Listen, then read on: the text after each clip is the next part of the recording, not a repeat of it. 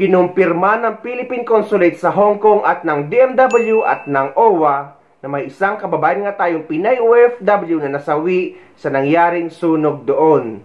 Samantala, may ilang kababayan din tayong nawawala at hindi pa nahanap at hindi rin alam kung nasaan sila. Isang OFW ang kumpirmadong kasama sa mga nasawi sa sunog sa Wang Fuk Court Residential Complex sa Hong Kong. Dinalaw ni na Department of Migrant Workers Secretary Hans Leo Kakdak at OWA Administrator Pai Kaunan ang pamilya ng biktima. Nakiramay sila tiniyak na tutulong sa pag-uwi sa labi nito. May educational assistance din sa kanyang naulilang anak. Sa gitna po ng umiirang ngayong 3-day mourning period sa Hong Kong, nakiisa rin ang mga Pinoy roon sa pagdarasal at pag-aalay ng mga bulaklak. Kinumpirma naman ng Philippine Consulate General sa Hong Kong na mayroon ng isang Pilipinong nasawi sa nangyaring sunog sa Tai Po District, Kamakayla. Sa huling tala ng Consulate General Mobile Teams, 79 na mga Pinoy ang kumpirmadong ligtas na sa sunog, habang isa ang naiulat na nasugatan at 12 naman ang nawawala na patuloy pang inaalam ng mga otoridad. Tiniyak naman ng Consulate General of the Philippines sa Hong Kong na patuloy ang kanilang on-the-ground operations para sumaklolo sa mga OFW na apektado ng sunog. Samantala, personal namang bumisita sina DMW Secretary Hans Leo Kakdak at OWA Administrator Attorney P.Y. Kaunan sa pamilya ng mga nasawing OFW. 13 Pinoy ang hindi pa rin tukoy ang kinaroroonan kasunod ng sunog sa Wang Fuk Court Residential Complex sa Hong Kong. Ayon po sa ating konsulado roon, hindi pa sila itinuturing na missing pero hindi rin alam kung nasan sila. Isa naman ang napaulat na nawawala at hindi makontak, habang isa ang kumpirmadong sugatan. Umiral na ang 3 araw na pagluluksa sa Hong Kong dahil sa trahedya. Isa sa mga OFW nakaligtas si Karen Dadap. Anya, wala siyang narinig na fire alarm at nalaman na lang niya na may sunog nang tawagan siya ng kanyang employer. Doon na siya dali-daling bumaba kasama ang 5 taong gulang na alaga mula sa ika-9 na palapag. Ito naman yung isang kababayan natin na nagmistulang bayani sa Hong Kong matapos makaligtas sa nasabing sunog kasama ang bata na inaalagaan niya. So kami lang po ang natira dun sa loob kasi yung employer ko po nasa trabaho. Tapos tahimik po kasi yung alaga ko nanonood ng TV tapos ako nagtatrabaho sa kusina. Tapos sarado po lahat kasi yung building na po yun, nire-renovate po yun, yung labas. Kaya hindi po pwedeng buksan yung bintana kasi pumapasok yung alikabok dahil nagtatrabaho nga po doon. Tapos tahimik. So wala rin pong sign na nasusunog sa baba. Basta po bigla na lang na tumatawag yung amo ko, pero po tumawag siya sa CCTV. Sabi niya, bumaba kayo kasi nasusunog na yung building natin. Sabi niya, baba kayo. Sabi niya ganun. Pagkasabi ng amo ko, nagawa ko pang patayin yung aircon, yung TV, tapos kinuha ko yung cellphone ko. Yun na lang talaga nakuha ko. Tapos sabay hablot sa alaga ko. Pero pinapakalma ko yung sarili ko kasi sabi ko, pag nagpanik ako, pag nataranta ako, yung presence of mind ko at saka yung lakas ng loob ko, baka mamaya dun pa matatrap pa kami, hindi ako makapag-isip ng maayos. So pagkahablot ko sa alaga ko, pagbukas ko ng pinto namin, biglang may usok na nga. Tapos ang kagandahan lang dun kasi yung paglabas namin, halos katabi lang din namin yung pinto ng fire exit. Kaya pagbukas ko ng fire exit, dali-dali kaming tumakbo, na halos mahulog kami. Pagdating namin ng 6th floor po, sabi nung alaga ko,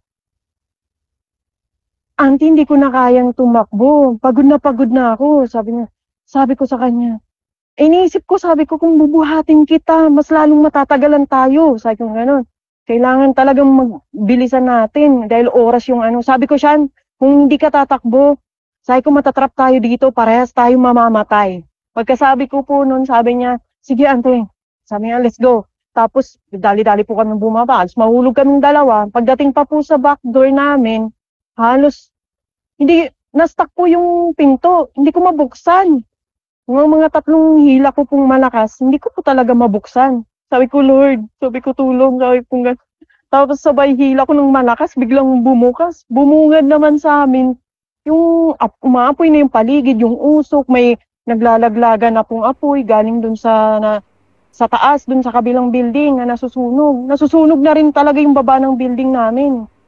So nakita ko yung reaksyon ng alaga ko. Biglang napaatras. Sabi ko, baka magpanik yung alaga ko at tumakbo kung saan. Na hindi ko mahanap, makabitaw sa akin.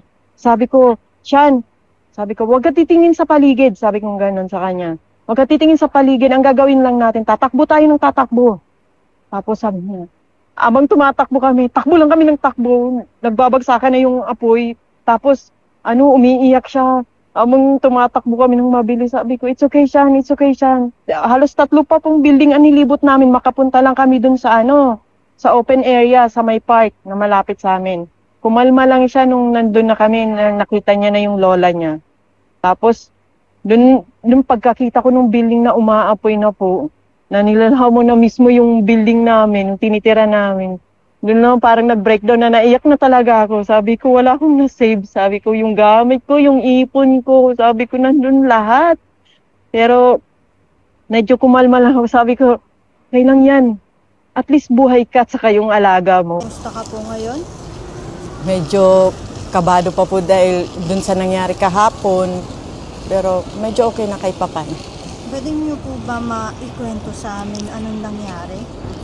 Kahapon po kasi walang activity yung alaga ko. So kami lang yung nandun kasi yung parents niya, yung employer ko, nasa trabaho parehas. Tapos yung alaga ko at saka ako, may kasama kaming popo.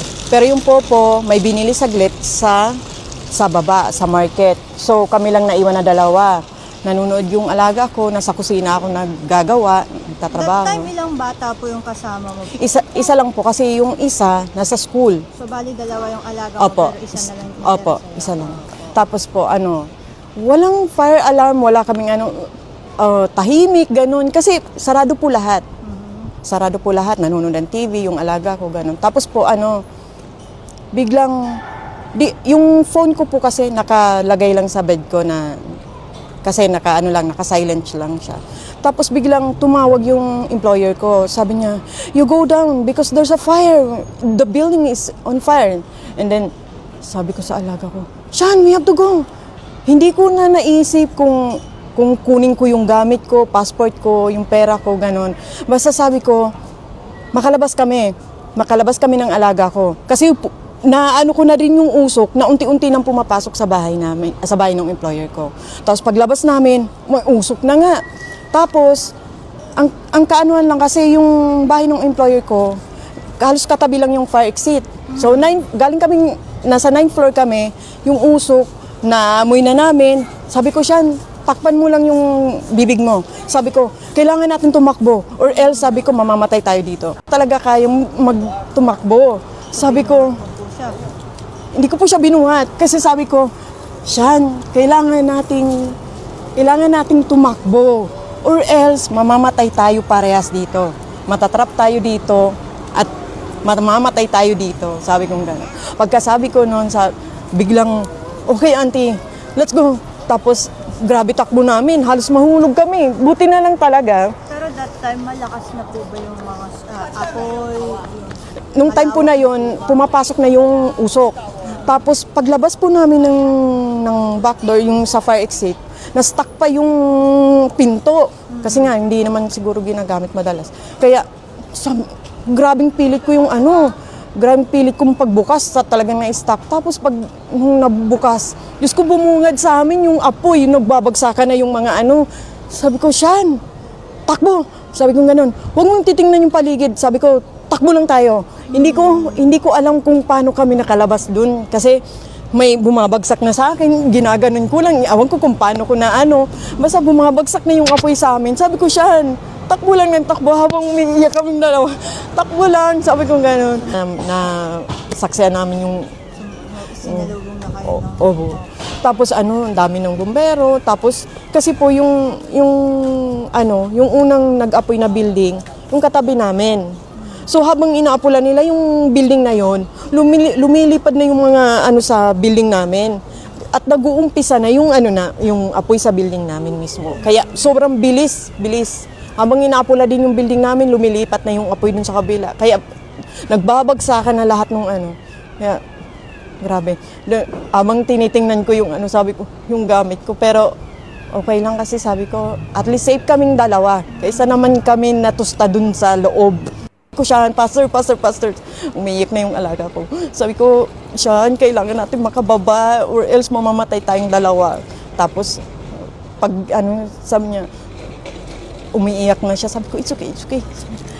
Napakalma ko din yung nakita niya yung lola niya. Tapos, habang tinitingnan namin, umapo yung naiiyak na lang talaga ako. Wala na akong magawa. Sabi, okay lang. Basta safe kami. Kasi may pamilya akong nag-aantay sa Pinas. Nakikiramay tayo sa pamilya ng kababayan nating namatay. Sobrang nakakalungkot ang ganito, lalo na't magpapasko.